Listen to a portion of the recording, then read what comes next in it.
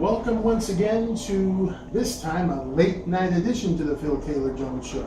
Well, not really, folks. It sort of looks that way because it gets darker quicker. Like millions of you, I guess, just got through listening to this president with his immigration reform proposal that he sunshine to everyone today. Well, here's my take on it.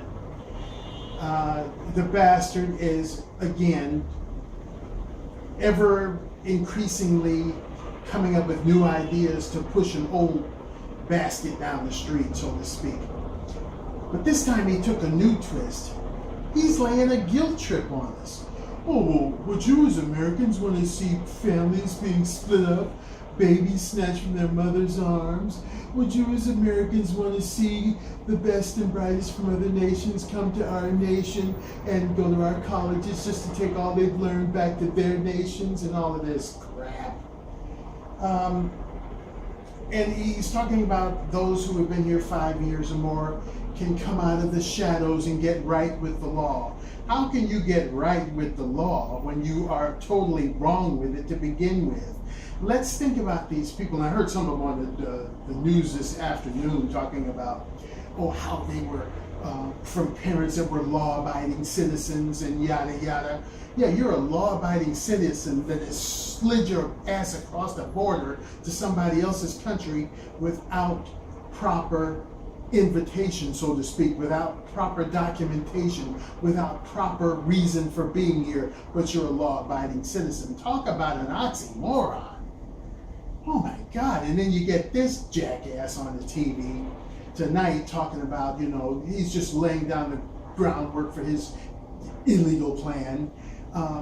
The bastard even drugged the good book, the Bible, into it, about how we're not supposed to be oppressing visitors and we were all once strangers here ourselves. And every jackass notion that he can think of to help these law breakers.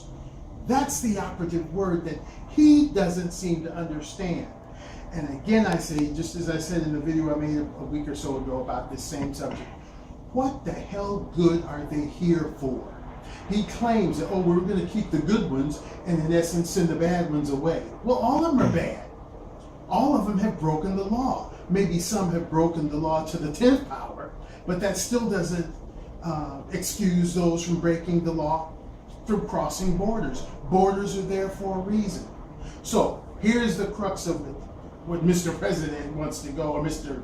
Shitbot wants to have go down the pipe. One, it's okay for someone to screw up things in their country, so much so that it drives their citizens to another country by way of crawling over the borders illegally. It's okay for us to then accept them and give them privileges for doing so, and making our own native sons take a back seat in pay, back seat in jobs, what few jobs there are, back seat in living arrangements, even back seats to driver's license, because this dumbass Jerry Brown, governor of California, I almost said something here, California, has made way come January 1st for these illegal, undocumented bastards to get driver's licenses, as if the roadways aren't bad enough here in this city, in this state already. So you get these idiot lawmakers making these idiot decisions, and who has to pay for it? The American people. And how dare this bastard president get up there and make like, if you're opposed to his position, that makes you some kind of an ogre. That makes you a bad person. Well, I've used this synopsis many times in my videos.